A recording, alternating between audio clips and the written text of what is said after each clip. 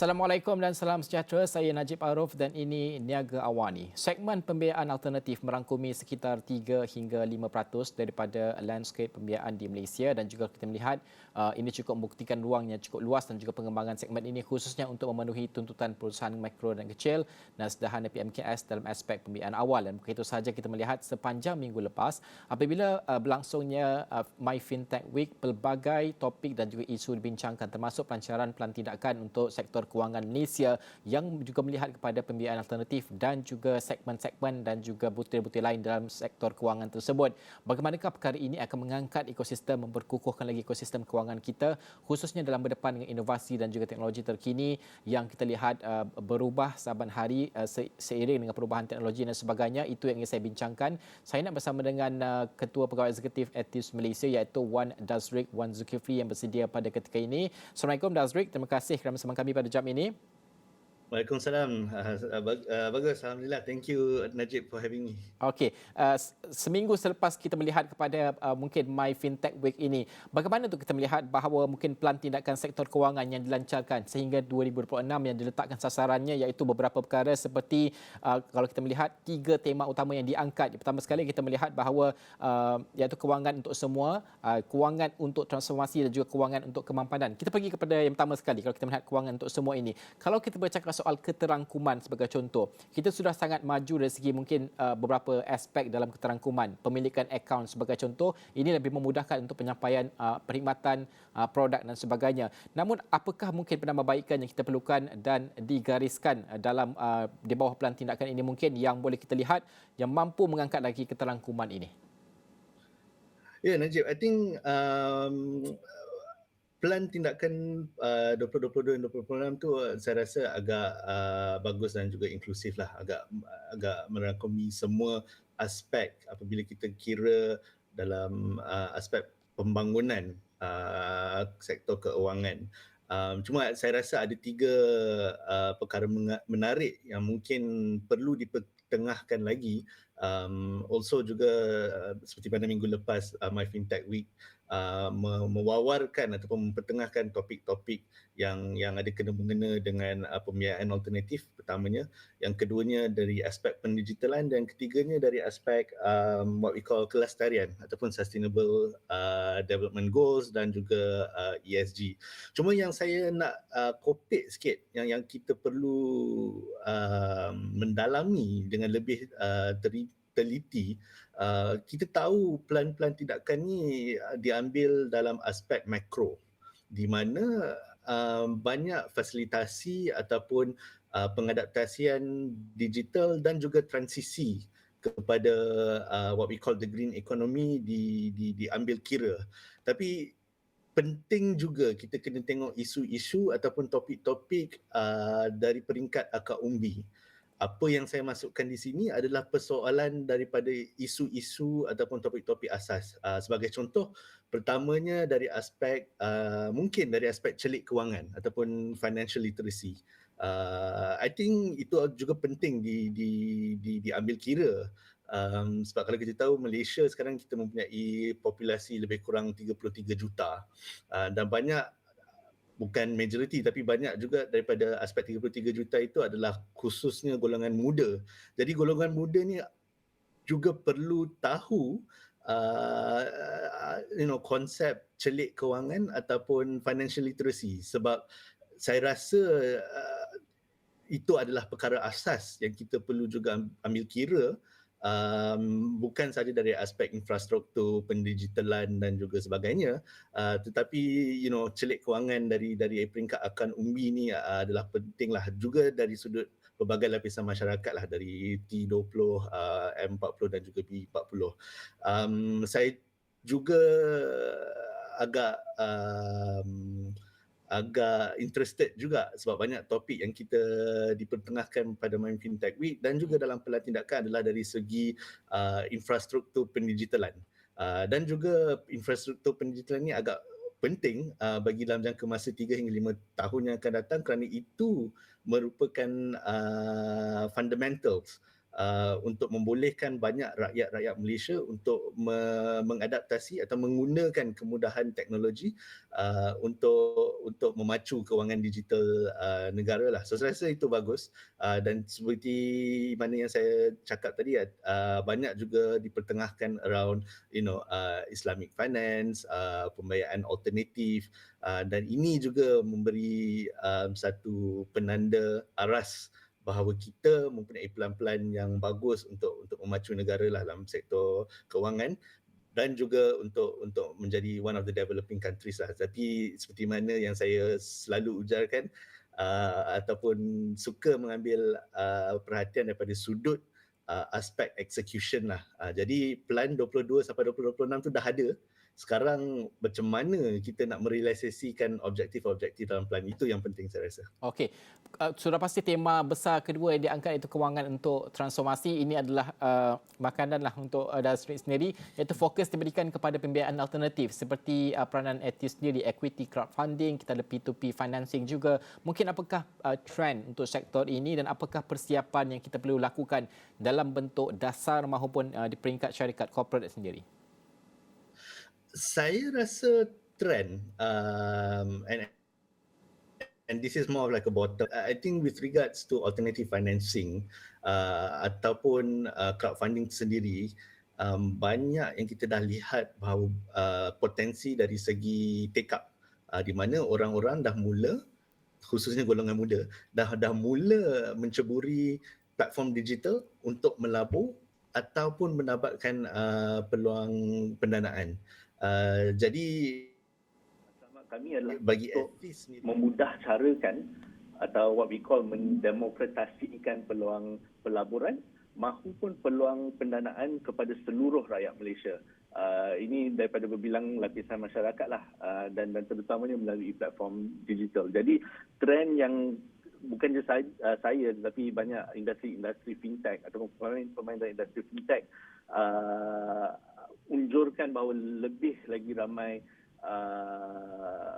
orang ataupun rakyat akan menceburi dalam bidang ataupun platform digital, khususnya crowdfunding, dan unjurannya dia akan meningkat dengan kadar mendadak, khususnya apabila infrastruktur ataupun infrastruktur yang dipertengahkan dalam digitalization diwujudkan, bukan sahaja di kawasan urban, kawasan bandar, tetapi juga di kawasan pinggiran dan juga luar bandar, dan prospeknya agak besar, dan I think this is a good indication that we are moving towards the right direction in terms of the growth of financial sector. Baik, Dasri, kita akan berhenti seketika. Kita akan kembali selepas ini dengan perbincangan lebih lanjut.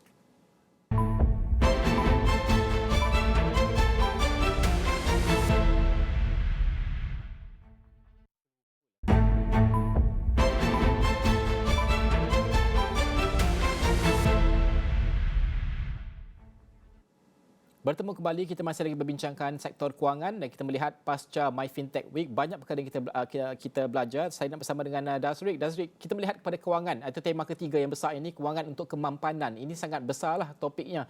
Di COP26 itu ikrar diberikan, tapi green financing dan financing for green ini.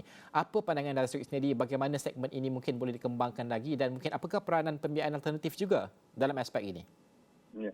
Saya rasa ada banyak kesinambungan dari aspek bila kita cakap pasal kelestarian kan, whether it's sustainable development goals, macam Najib cakap tadi, a lot of conversation peringkat antarabangsa pada tahun lepas, COP26 atau COP26 also telah mempertengahkan ataupun memberi fokus kepada aspek kelestarian ataupun sustainable development goals ataupun corporate lebih gemar menggunakan ESG. Dari pada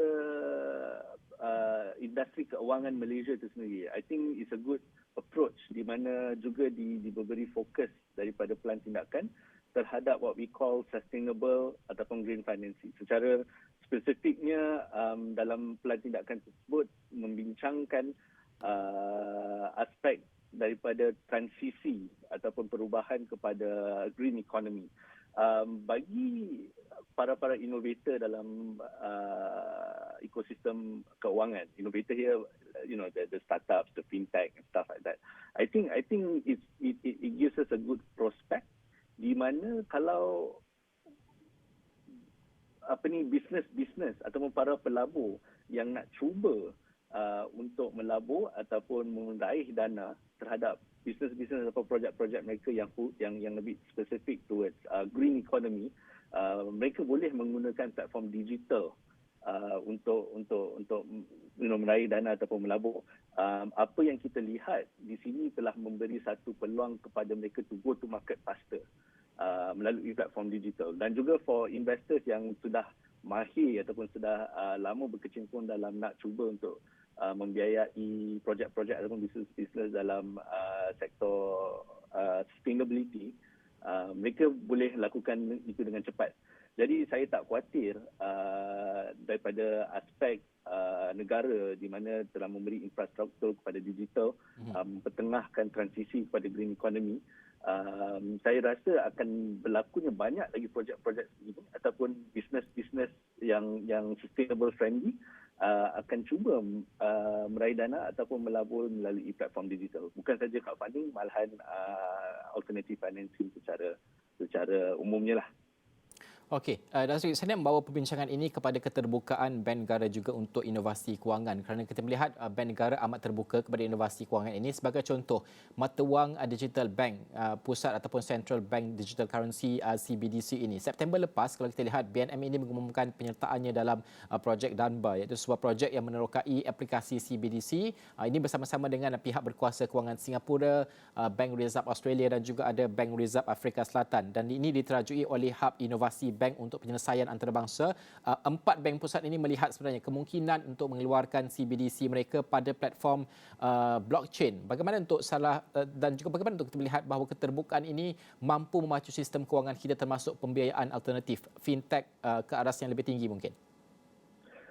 Saya rasa kita agak dalam posisi baik di mana Bank Negara Malaysia telah lama pun what we call being open to the financial innovation, di mana Najib cakap tadi, keterbukaan terhadap inovasi kewangan.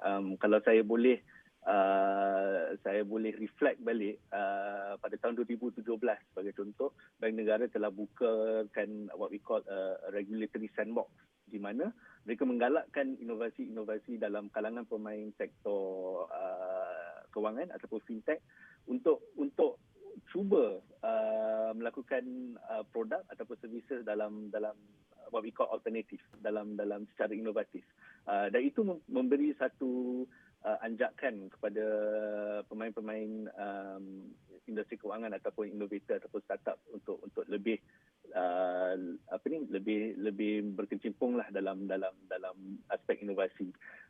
Pada tahun yang sama juga, I think dalam lingkungan tahun 2017-2018, when we speak about financial innovation, Bank Negara juga telah memberi galakan, bukan mandat, tapi menggalakkan kepada what we call value based intermediation, VBI. Dan ini merupakan projek awal ataupun projek pilot yang diangkat oleh antara pemain perbankan Islam di Malaysia. Dan di mana yang Najib cakap tadi, bahawa sekarang kita telah lihat juga ada demand ataupun market dari segi digital token, kripto dan juga sebagainya lah. Kita tak cakap lagi pasal digital asset, NFT. Tetapi saya rasa daripada galakan ataupun keterbukaan Bank Negara Malaysia, ini dapat juga memberi satu peluang ataupun inovasi dari aspek pembangunan, bukan saja capital, tetapi dari segi knowledge, pengetahuan dan juga maybe talent. Dan ini memberikan satu indikasi dan juga peluang kepada ekosistem seperti mana berlaku pada tahun 2017-2018. Banyak saya ingin ambil kira banyak pemain-pemain fintech berkecimpung dalam sektor kewangan inovasi ini sebabkan galakan ataupun keterbukaan Bank Negara Malaysia akan juga menjadi sama kepada apa yang berlaku sekarang pada tahun 2022, dan insya-Allah pada tahun 2025 mungkin kita dapat lagi rancakkan things around blockchain, NFTs, digital assets di Malaysia lah. So saya rasa kita dalam posisi yang bagus untuk terus memacu pergerakan dalam industri fintech ataupun industri keuangan. Dasrik, mungkin sebelum kita bertirahat untuk kali kedua ini, kalau kita melihat Bank Negara dijangka akan mengumumkan 5 lesen perbankan digital untuk akhir suku ini. Kalau kita melihat ini mungkin memberikan tawaran baharu buat pembiayaan alternatif ataupun micro financing ini kepada orang ramai. Bagaimana mungkin kita ini melengkapkan sistem kewangan kita? Adakah peserta industri kecil ada peluang keupayaan untuk menceburi bidang ini ataupun bank-bank yang sudah well established ini, yang besar ini berpeluang lebih cerah? Yes, pada tahun lepas I think banyak diperkatakan ataupun didiscuss around the digital bank license of Malaysia lah. Di mana Najib cakap tadi ada 5 lesen yang akan diberikan pada lewat ataupun akhir tahun ini. Dan kita lihat yang apply for the license ni banyak adalah, saya bukan kata pemain-pemain besar, tetapi apa yang kita lihat mereka telah bekerjasama to some extent. Ada yang dari ekosistem startup yang bekerja dengan bank besar sebagai contoh untuk memperoleh license ataupun lesen digital bank di Malaysia ini. Tetapi untuk soalan Najib, saya tak rasa ia akan menjadi khusus kepada yang pemegang-pemegang lesen ini. Apa yang akan berlaku, ia akan menjadi satu pemangkin kepada ekosistem keuangan negara, di mana what I call the impact to the value chain lah. Bukan saja kepada license operator, but also kepada diorang punya rakan kerja, kepada diorang punya customers dan kepada diorang punya basically clients lah. Dan saya rasa itu aspek yang bagus dan ia akan terus memajukan industri digital negara lah dalam aspek ini keuangan. Dan saya ingin juga tambah, ada juga potensi di mana kita akan disrupt the ekosistem yang apa berlaku sekarang. Kita ini Malaysia ada ramai golongan-golongan rakyat yang what we call the unbankables, di mana bank tidak boleh fasilitasi pendanaan ataupun pinjaman dan saving sebagainya. Saya berharap with digital bank, dan saya rasa salah satu aspek kriteria daripada 5 lesen yang akan diberikan itu adalah untuk membuka peluang lebih kepada what we call the unbankables ataupun the miskin tergar, the B40s, untuk juga mendapat akses produk dan servis perbankan. Jadi I think it's a good move and I think we can't wait to see how this would play out for Malaysia lah pada tahun 2023. Okey, Dasrik, kita akan berhenti rehat sekali lagi. Kembali selepas ini, kita nak bincangkan tentang pembiayaan alternatif, khususnya tentang platform Etis sendiri selepas ini.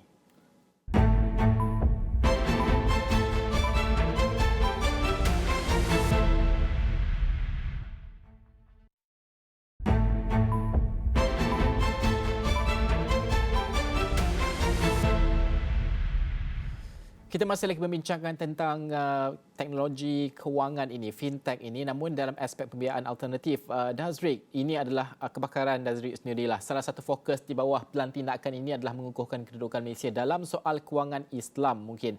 Mungkin Etis sendiri sebagai contoh terbaiklah untuk ECF, equity crowdfunding yang menerapkan pematuhan syariah ini. Mungkin masih banyak ruang pertumbuhan yang wujud untuk diterokai. Mungkin boleh kongsikan ruang ini dan peluang ini dan apakah yang boleh kita lakukan untuk mengembangkan lagi sektor ini? Ya, saya rasa bagi Etis specifically, kami juga bergerak dengan perubahan ataupun inovasi yang berlaku dalam ekosistem lah. Walaupun kami dianggap ataupun diiktiraf oleh Security Commission as patuh syariah, apa yang kami ingin war-warkan patuh syariah di sini bukanlah dari segi Islamik sahaja, tetapi juga merangkumi elemen-elemen kelestarian, fokus kepada kemasyarakatan, persekitaran dan sebagainya. Dan ini akan menjadi mainstream walaupun tak ada label patuh syariah tu. Saya rasa banyak bisnes ataupun perniagaan akan juga bergerak mengikut langkah tersebutlah apabila kita mempertengahkan what we spoke about, transisi towards green financing ataupun kelestarian dan sustainability. Bagi pemain-pemain sektor pembiayaan alternatif, whether it's through crowdfunding, VC dan PE, khususnya untuk artis di crowdfunding. Buat masa kini kalau saya tengok ataupun reflect balik di mana industri-industri yang bergiat dalam this alternative financing, dari artis kami ada 4 sektor yang bergerak rancak dalam pembiayaan alternatif crowdfunding. Yang pertamanya and very rightfully so is actually the MSME ataupun startup. Startup di sini yang merangkumi elemen-elemen what I call it future tech lah. So future tech ni could be anything. It could be IoT, micro mobility, anything to do with digital. Di situ banyak peluang di mana para pengusaha startup SME dalam future technologies berkecimpung dalam industri ECF, sebab para pelabur pun ingin mencuba untuk melabur dalam sektor-sektor sebegini sebab it's future trend, it's future technology. So banyak pembiayaan alternatif memberi fasilitasi kepada MSME dan startup dalam industri ini. Bagi artis specifically, kami juga bergiat dalam industri property. Property di sini menjurus specifically kepada what we call social housing lah. Di sini bukan saja dari aspek untuk meraih dana ataupun pulangan, tetapi juga memberi impact kepada masyarakat. Di situlah yang kami berkecimpung specifically dalam area social housing. Ketiganya, kami juga lihat banyak juga business-businesses dalam industri agri-tech dan juga things around food securities. Ini bukan je dari segi tanam sawah, padi dan sebagainya, tetapi juga banyak bisnes-bisnes yang telah introduce element of digital ataupun IoT, big data dalam dari operasi pertanian mereka, juga telah cuba meraih dana melalui pembiayaan alternatif. Dan di sini juga kami telah facilitate ataupun memberi memudah carakan peluang pendanaan ataupun pelaburan bagi pemain-pemain industri agri ataupun khususnya agri-tech. Bagi artis, salah satu dan yang terakhir sekali agak penting bagi kami adalah dari sektor ataupun sudut halal industri dan juga sirkular ekonomi lah. Di sini juga merangkumi bisnes-bisnes yang memberi impact ataupun khusus kepada masyarakat alam sekitar, sektor keusahawanan sosial or social enterprises as we know it, juga telah cuba dan berjaya meraih dana melalui crowdfunding, equity crowdfunding platform kami. Dan kami juga unjurkan bahawa ini akan juga menjadi satu industri ataupun sektor yang akan bergiat rancak dalam pertumbuhan, di mana banyak juga para pelabur bukan saja menginginkan pulangan dari segi mata wang, tetapi mereka juga sudah educated enough to say, I wanted to invest not just for monetary return, tetapi juga yang boleh mendatangkan faedah kepada komuniti dan masyarakat melalui pelaburan mereka. Jadi di sini kami lihat banyak prospek ataupun potensi di mana pembiayaan alternatif khususnya ECF dan specifically ATIS dapat memudah carakan peluang tersebutlah. Okey, Dazril, kita berbaki 2 minit. Mungkin apakah trend untuk ECF tahun ini mungkin dan juga bergerak, mungkin kita melihat 5 tahun akan mendatang. Banyak tadi Dazril dah sentuh tentang bagaimana orang berminat untuk melabur untuk membangunkan komuniti lah. Kalau kita sifatkan pada masa yang sama kan, tidak hanya menguntungkan diri sendiri. Mungkin apa trend yang boleh kita baca untuk ECF sendiri? Saya akan cuba beri pandangan dalam sudut lain. Saya telah banyak berbincangkan tadi, kita telah banyak cakap tentang potensi peluang pelaburan dan pendanaan. Itu bagus. Tapi dari segi take up, dan saya juga telah cakap tadi, banyak golongan-golongan muda ataupun retail investors yang nak mencuburi dalam crowdfunding ataupun investment secara online. Tetapi saya juga ingin mempertengahkan dari aspek guidelines dan juga perundangan lah. The more people get into the online platform, I think the more governance ataupun security yang kita perlu tengok. Dan saya sebut dari aspek cyber security lah. Ini juga penting di mana kita tak nak banyak berlaku scam, phishing dan sebagainya. Dan bagi artis sendiri, kita juga bekerjasama dengan SSM dan sebagainya untuk dari sudut pertamanya risk awareness, memberi pengetahuan dan pendedahan. Yang keduanya dari segi counter check. Kalau sebagai contoh ada blacklist dikeluarkan, kita perlu ambil prihatin terhadap blacklist yang melakukan scam dan phishing dan sebagainya. Itu pertama. Yang terakhir sekali dari segi pelaburan melalui online ataupun meraih dana melalui online, saya tak khawatir dari semua elemen investment dalam pelaburan ada risikonya dan ada faedahnya.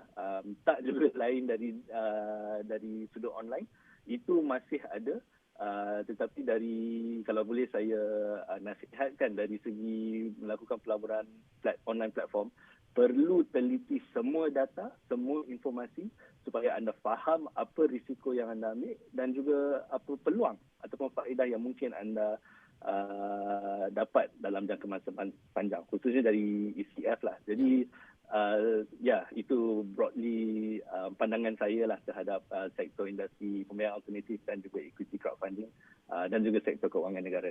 Okey, Dazrik, terima kasih kerana berkongsikan pandangan dan juga ilmu itulah kita sifatkan untuk kita ramai faham juga tentang ECF, tentang juga reaksi kita kepada My Fintech Week dan juga dasar ataupun pelan tindakan untuk sektor kewangan kita ini untuk memacu sistem kewangan kita terutamanya selepas berdepan dengan pandemik tempoh 2 tahun ini. Baik, itu tadi Ketua Pegawai Eksekutif Ethis Malaysia, Wan Dazrik Wan Zulkifli. Baik, sekian saja Niaga Awani untuk jam ini. Saya Najib Arif. Assalamualaikum dan salam hormat.